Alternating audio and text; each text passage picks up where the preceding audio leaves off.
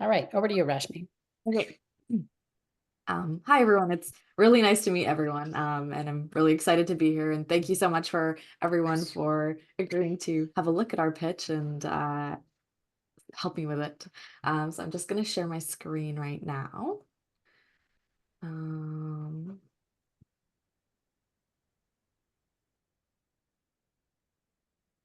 Are you able to see my screen okay? Yes. Okay, perfect. Thank you. Okay, so I'm going to get started. I was on my period one day and felt frustrated as I threw yet another pad into the garbage. Why was I having to pick between my well-being and the well-being of the planet? When I looked into it, these products that we're merely using for 4 to 8 hours sit in the landfills for over 500 years. And every single year, just in Canada and the US alone, there are over 20 billion of these menstrual products and their single wrap packaging that end up in the landfill. On top of this, these menstrual products are also not good for our body too. They contain carcinogens such as lead, arsenic, PFAS, and dioxins. This is a problem that 50% of the world's population faces, and that's why we decided that it was time for a revolution. What we're tapping into is a $211 billion global market. So with this global market, we'll be able to, sorry, I just realized there's a slide that's missing here. It kind of threw me off. I'm so sorry. I think I might have just moved the slides around there. If you don't mind, just give me one quick second. I think I might have accidentally muddled things up as I was just about to share.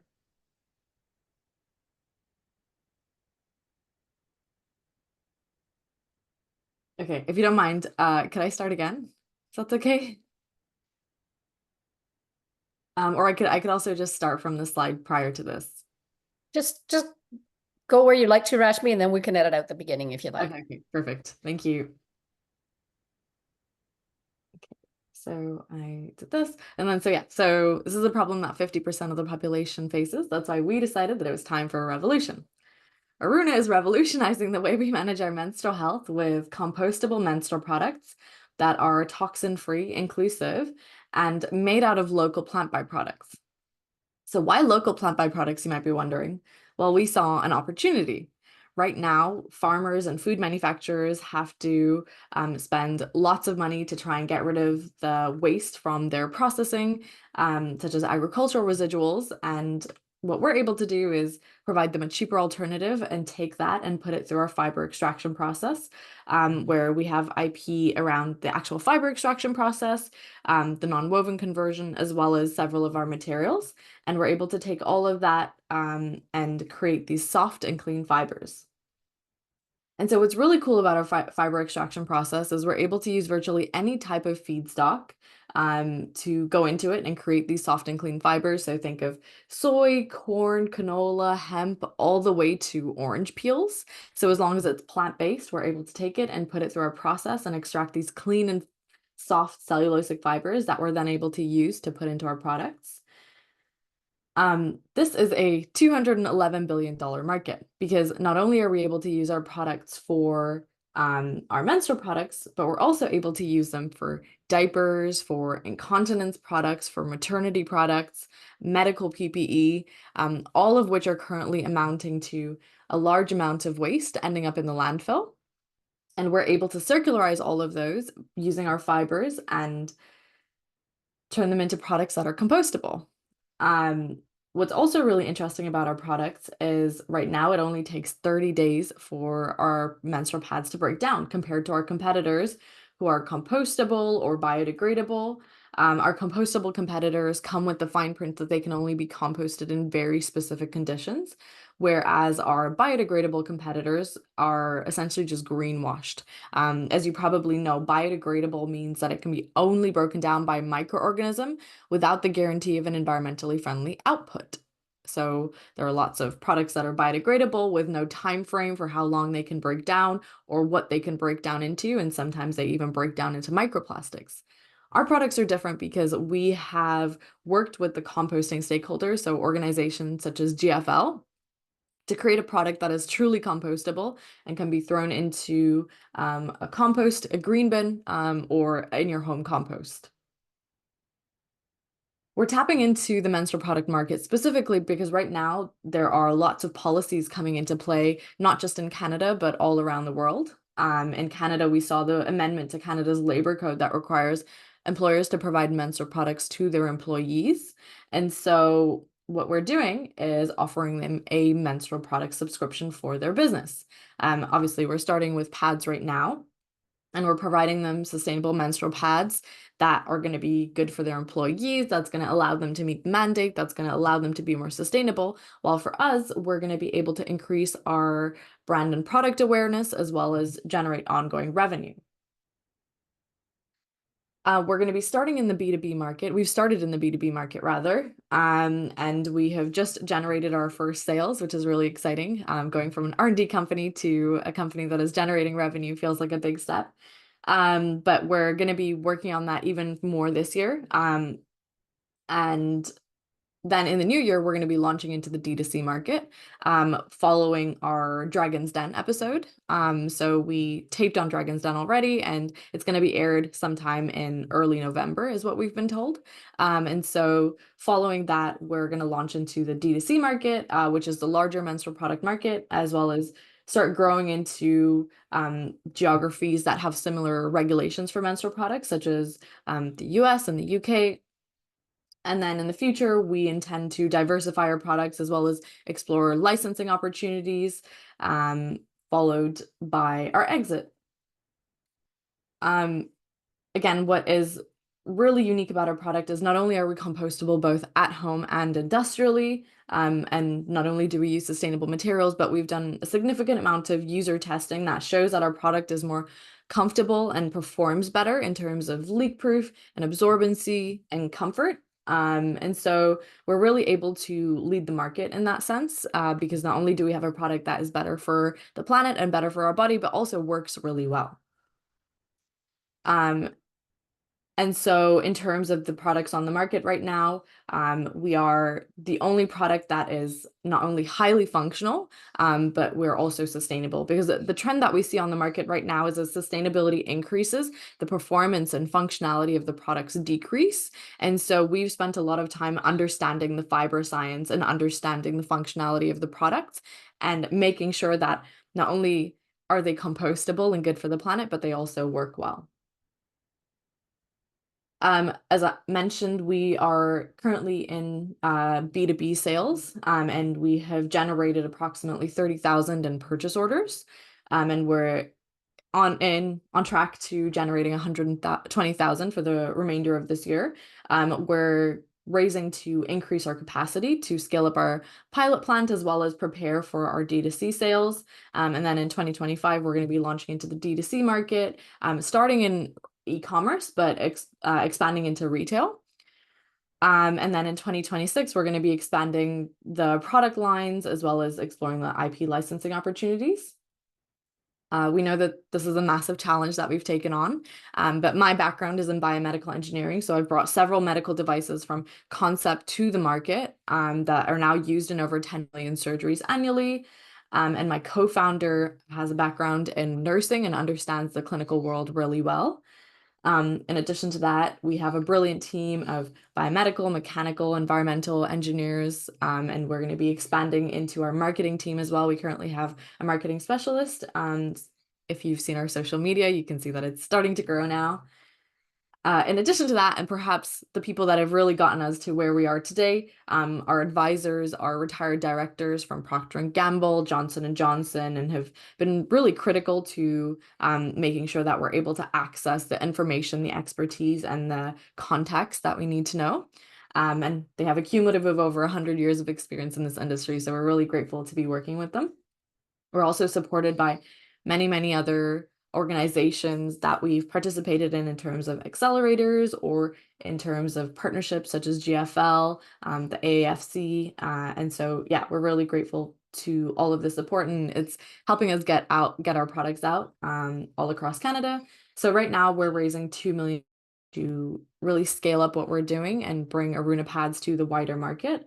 And these $2 million we're going to be using to bring on the key hires as we start scaling up. So the operational teams, increase our brand and product awareness through marketing, and also scale up our pilot facility to increase our capacity. Thank you for your time. We hope you join our revolution. Great, thanks, Rashmi. Thank you. Okay, I will turn it over to our esteemed panel to start some feedback. Does anybody want to go first? Happy to do it. I mean, not a category like we're software investors, so like it's very far outside our swim lane and not a category I know anything about.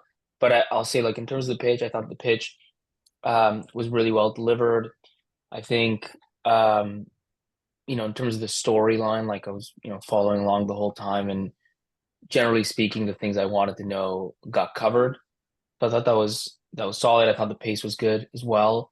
The things I would have liked to see for this type of company, like I'd like to understand gross margins. Mm. I'd like to understand, especially since you are fundraising, like what's the opportunity here? Obviously, there's a lot of these, like this product, everybody needs to, buy it or whatever. So like the market itself is massive.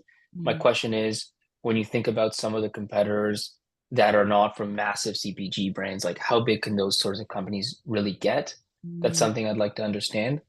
Um, and otherwise, I thought the other thing like that was good was just the go-to-market approach. I mean, I think starting with B2B makes a lot of sense. The fact that you're on Dragon's Den, and then that's when you go to D2C, like all that was kind of very logical to me. And so, and that was something I was thinking about because that's, usually the hardest part of these kind of CPG products. The last thing actually is when you talk about user research, if you could back it up with some numbers, that would be more punchy. So it's like people think it's better, right? It's more comfortable or whatever. Like this many people tried it, and this is the reviews they gave this versus that. Like something like that would have really delivered that, I think, in a more compelling way. But overall, I thought it was really good. Thank you. That's really great. Actually, I'd never thought about putting some of the user feedback in the form of numbers, so I'm definitely going to do that. And I think I'd build on the numbers, but also what, right, the classic is, yes, then the feedback is from two neighbors and my mother, like what's the, and similarly the generating, we're generating revenue, I'm generating $12 or and I saw later you said 30,000. I'd probably throw 30,000 in because that's an impressive enough number to what you don't want to do is, generating revenue, and in my mind I'm thinking tens of thousands, and then it turns out it's hundreds. That So makes a lot of sense. I thought the pitch was excellent. So the only massive piece that was missing to me is this is a wildly regulated market. So you obviously have Health Canada agreement in order for you to be able to sell. I would absolutely, anyone who knows this market, that would be sort of the first question. So where you are and what your strategy is there. I think the biggest challenge for you, so I worked in marketing for Procter and Gamble many, many, many moons ago. I think you have the chat. So this is outside of the pitch. If I'm an investor looking at it, the production, your IP, and the ability to do what you're talking about doing is very, very compelling, and is wildly different than being a CPG company. And so the amounts of money you're looking for, and the talent you need to build to both build out productive capacity, and be a consumer packaged goods company. I don't know. I'm thinking probably you need 1,000 times the amount of money you're looking to build or you're looking to raise. So sort of pragmatic advice to you of, where do I want to play?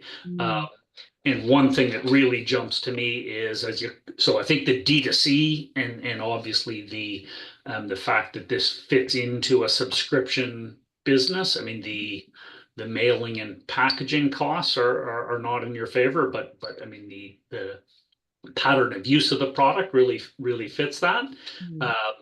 I think retail, you would really need to think about just the, again, it'll cost you, I don't know, several millions of dollars just in shelving fees just to be covered by one retailer in Canada, which is more than you're looking to raise in total to do all of this stuff.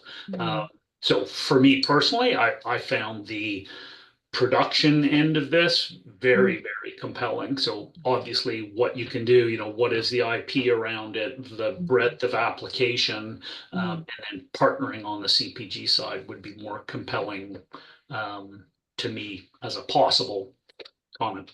But Okay. Yeah. really well done. Thank you. That's really helpful. David? I can go now again.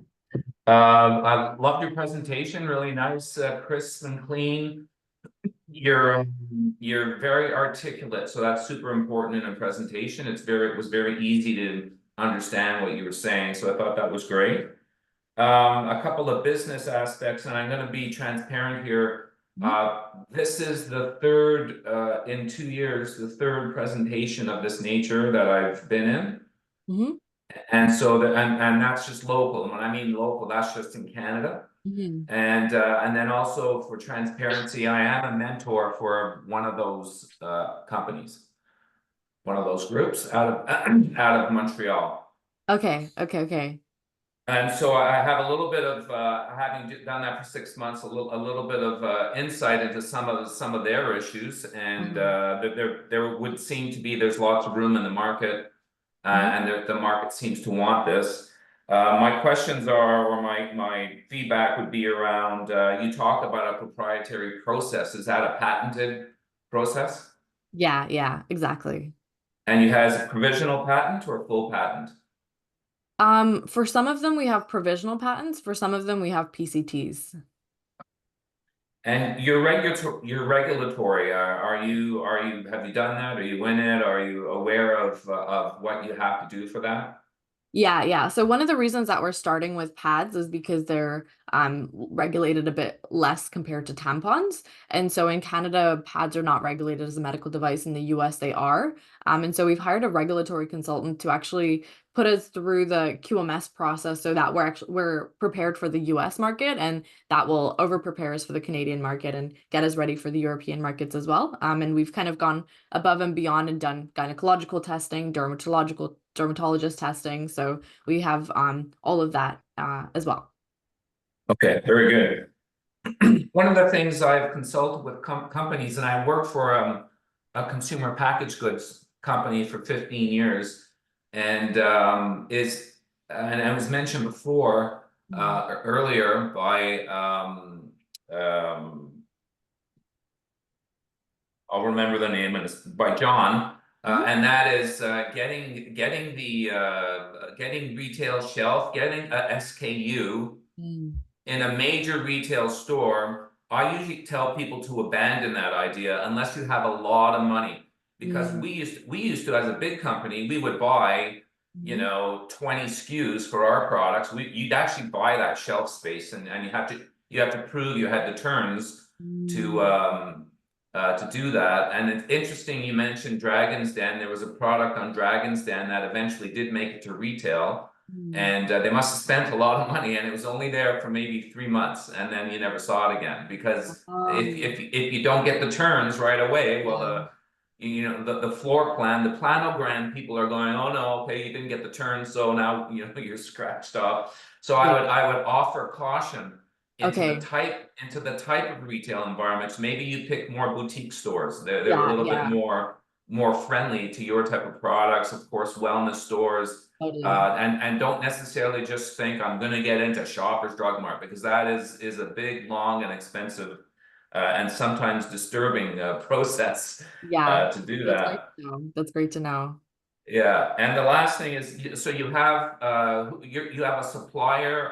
Are you manufacturing, or are you contract manufacturing? Right now we're contract manufacturing, yeah. And where is that done? It's being done in Europe, in the Scandinavian countries. Okay, so that's a good spot. And so and they have good. You've done a due diligence on their quality control and their process and so forth. Yeah. We went and visited them and made sure that everything was good. And we've also kind of gone through sort of the process of making sure that it's a good manufacturer. One of our advisors kind of gave us a checklist of what he would go and look for when he went to go look at a manufacturer. So we went and essentially performed that checklist and made sure that they have all of the ISOs and everything as well. Okay, and does that manufacturer have a restriction as to being able to supply similar companies?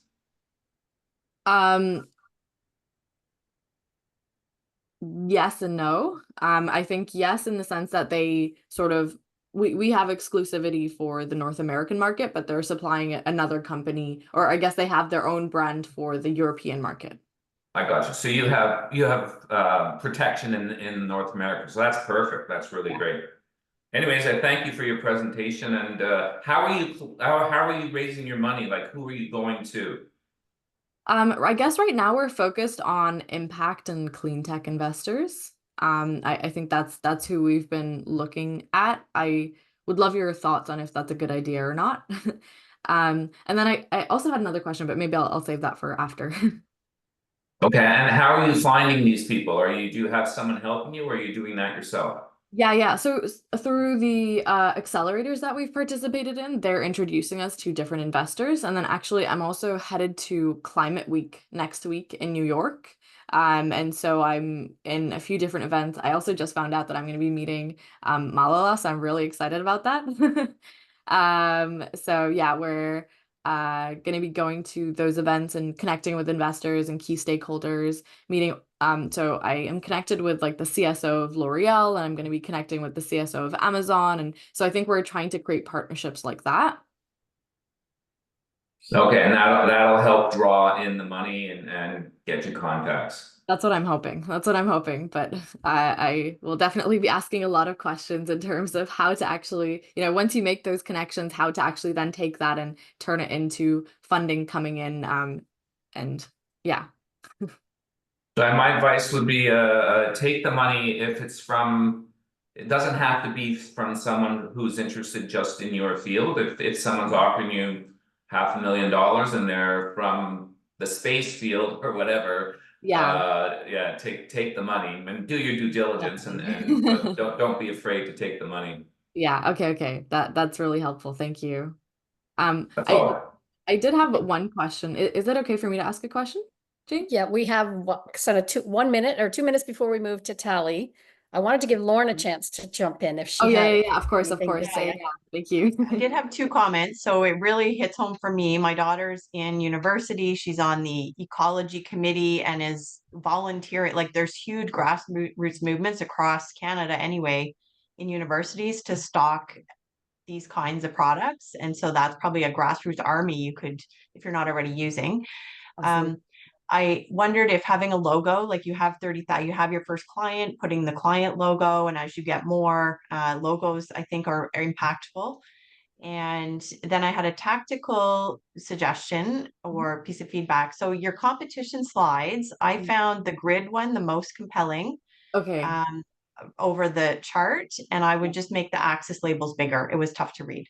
Okay. That's really helpful because I've been kind of putting the grid in some of my pitches and the other in some of and trying to see which one is better, but I haven't actually gotten a firm answer. So I really appreciate you saying that because that gives me a lot more clarity.